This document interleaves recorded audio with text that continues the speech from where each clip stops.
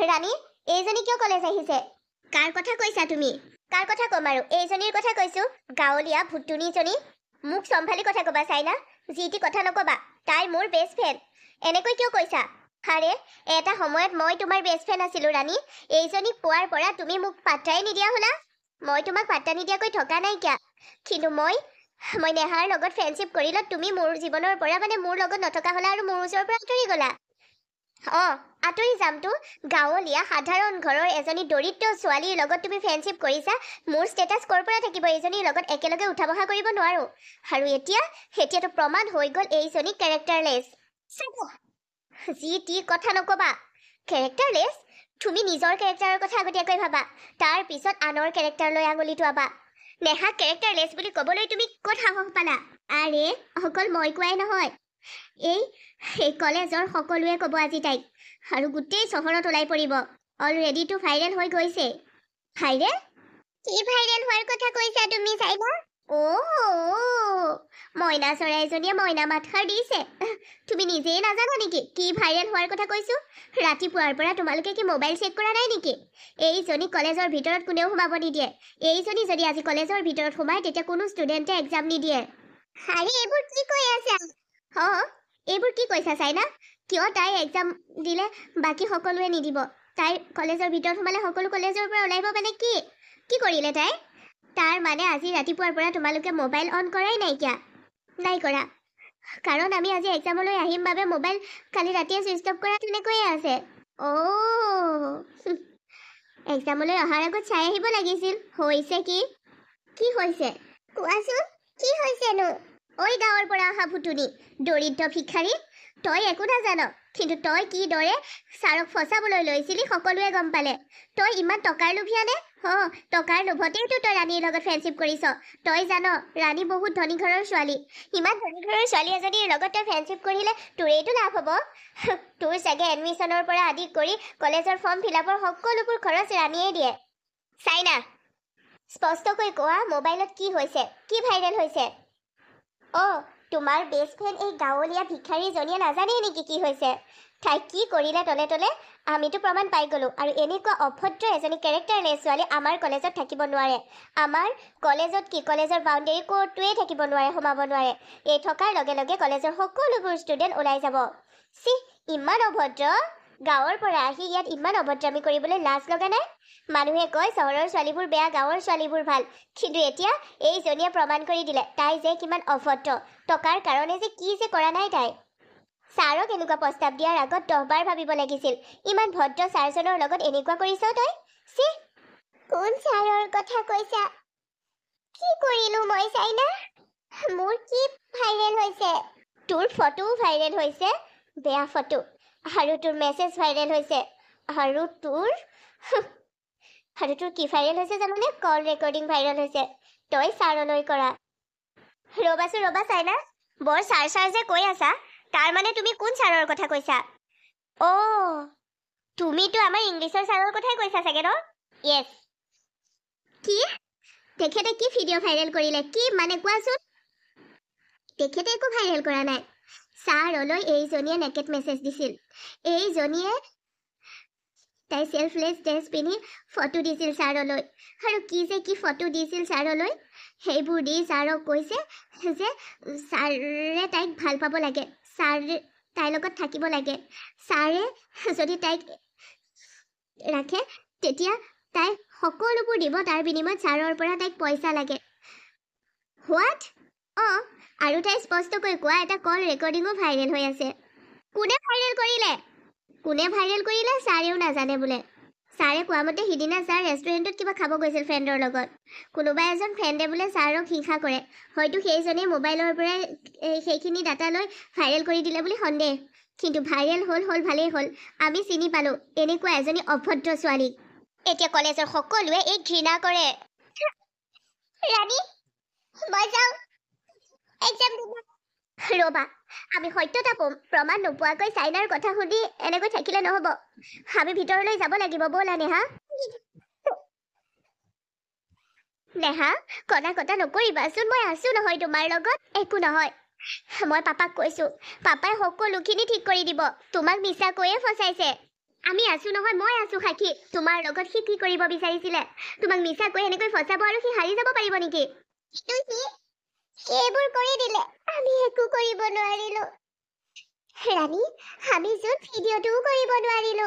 আমাৰ ওচৰত একো প্ৰমাণ নাই।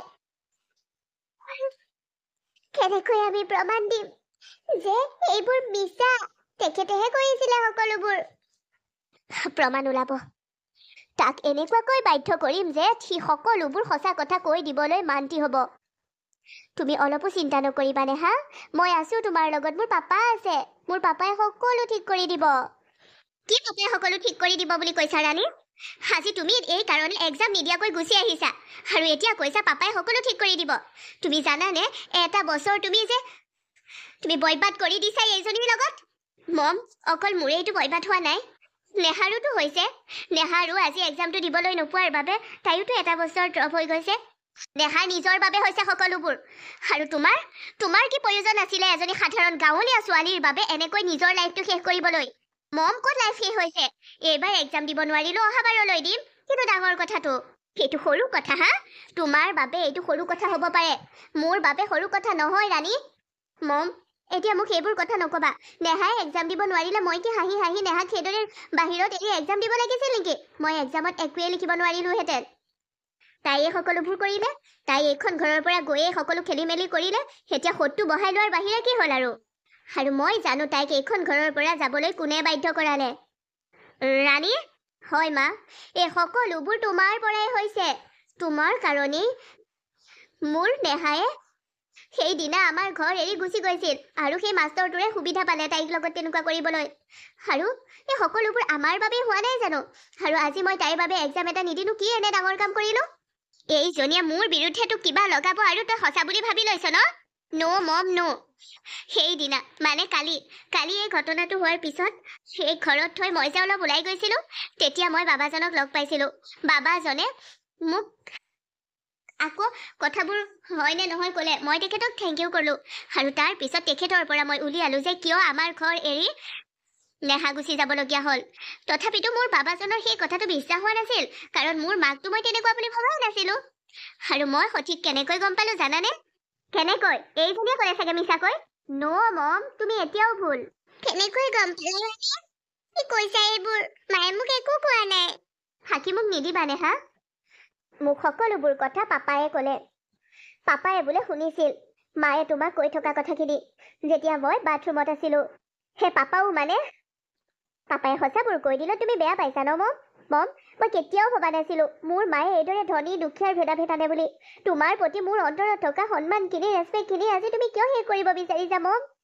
তুমি মোক জন্ম দিছিলা, মোক সংস্কাৰ দিছিলা। তোমাৰ সংস্কাৰতেই মই ডাঙৰ হৈছো। কিন্তু আজি তুমি নেহাক ঘৃণা কৰিছা, বেয়া পাইছা, দুখীয়া আৰু গাঁৱৰ বুলি। আৰু মোকচোন ভাল সংস্কাৰেই দিছিলা, সেইবাবেইতো মই নেহাক ভাল পাব পাৰিছো। মাজনী, মই বিচাৰিছিলো তই সদায় সেই চাইনাহঁতৰ লগত থাক, ষ্টেটাছ মিলাই। এই গাঁৱৰ সাধাৰণ ঘৰৰ এজনী ছোৱালীৰ লগত ফ্ৰেণ্ডশ্বিপ কৰাটো মই বিচৰা নাছিলো। সেইবাবেহে মা ধনী দুখীয়া গাঁও চহৰ বুলি কি আছেনো? মানুহৰ মন মিলিলেই হ'ল। মনবোৰ একেই হ'লেই বন্ধুত্ব হয়। নেহাৰ লগত মোৰ মন মিলিছে। নেহাৰ লগত মোৰ যি বন্ধুত্ব, সেই তাত কোনো স্বাৰ্থ জড়িত হৈ নাই। নেহাও মোৰ লগত কোনো স্বাৰ্থ জড়িত হৈ নাই আৰু মোৰো নেহাৰ লগত নাই। কিন্তু চাইনাহঁতে মোৰ লগত স্বাৰ্থ জড়িত হৈ মানে স্বাৰ্থৰ বাবে ফ্ৰেণ্ডশ্বিপ কৰিছিল। তাহাঁতে মোৰ লগত কেণ্টিনত খাব পাইছিল, ভাল ভাল গিফ্ট পাইছিল আৰু মোৰ লগত তাহাঁত অ'ত ত'ত ফুৰিব যাব পাইছিল ফ্ৰীয়তে। সিহঁতৰ সেইবোৰ স্বাৰ্থপৰ বন্ধুত্ব আছিল। যদি সিহঁতে মোক সঁচায়ে ভাল পায়, সঁচাকৈয়ে যদি সিহঁতে মোক বেষ্ট ফ্ৰেণ্ড বুলি ভাবে, তেতিয়াহ'লে মই গাঁৱৰ ছোৱালী এই নেহাৰ লগত থাকিবলৈ লোৱাৰ পৰা মোক কিয় এৰি দিয়ে? মোকতো এৰি দিব নালাগিছিল। হয় মাজনী, তই ঠিকেই কৈছ। মইহে ভুল কৰিলো। নেহা, তুমি মোক ক্ষমা কৰি দিয়া। তুমি চিন্তা নকৰিবা, দোষীয়ে উচিত শাস্তি পাব। আজি তোমাৰ লগত হৈছে এনেকুৱা, কালিলৈ যদি মোৰ লগত হয়, সেইখন চহৰত নাৰী আৰু ছোৱালীসকলৰ সুৰক্ষা হ'ব লাগিব। মই তাৰ বাবে মাত মাতিম। মই মহিলা সমিতিত যোগদান কৰিম। মই মাত মাতিম। সেই প্ৰফেচাৰটোৱে উচিত শাস্তি পাবই লাগিব। মোক কিয় ক্ষমা বিচাৰিছে খুৰী? মোক আপুনি ক্ষমা বিচাৰি লাজ লাগিব। খুৰী, মই আপোনাক মোৰ মা বুলি ভাবো আৰু পাপাক নিজৰ দেউতা বুলি। প্লিজ আপোনালোকে মোক সহায় কৰক। মোৰ গাঁৱৰ মা দেউতাই এই কথাবোৰ জানিলে বহুত কষ্ট পাব। তেখেত সকল দুখতে ভাগি পৰিব। মোৰ গাঁৱলৈ যাতে এই খবৰটো যাব নোৱাৰে। আপোনালোকে কিবা এটা কৰক। তুমি অলপো চিন্তা নকৰিবা নেহা। মই আছো, মা পাপা আছে, সকলো ঠিক হৈ যাব। আমাৰ ওপৰত বিশ্বাস ৰাখা। তোমালোকৰ ওপৰত মোৰ সম্পূৰ্ণ বিশ্বাস আছে। থেংক ইউ আমাক বিশ্বাসত লোৱাৰ বাবে। তুমি চিন্তা নকৰিবা, দোষীয়ে উচিত শাস্তি পাব। আৰু এইবোৰ যে ফাঁকা কল ৰেকৰ্ডিং, এইবোৰ যে সকলোবোৰ ফাঁকা, ইয়াৰ প্ৰমাণো ওলাব। ফটোবোৰ এডিট কৰি বনোৱা বুলিও প্ৰমাণ ওলাবই। তুমি চিন্তা নকৰিবা। তুমি মোৰ ছোৱালীৰ বেষ্ট ফ্ৰেণ্ড, যেতিয়া মোৰ ছোৱালীৰ লগৰ ছোৱালী মোৰেই ছোৱালী। মই তোমাৰ হৈ মাত মাতিম, নিজৰ ছোৱালীৰ হৈ মাত মাতাৰ মোৰ অধিকাৰ আছে। Thank you mom, I am so' happy.